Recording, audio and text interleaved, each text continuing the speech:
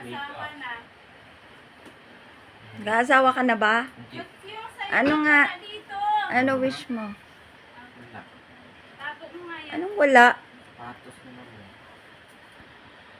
Hindi pwede yun. Yung pangarap mo.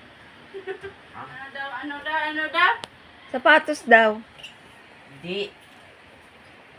Anong pangarap mo paglaki mo? Mag-aasawa. Hindi. Construction worker. Ano ba? Construction worker, janitor, araro boy, Taga-tabas ng tubo. tagatabas ng tubo. Ano nga?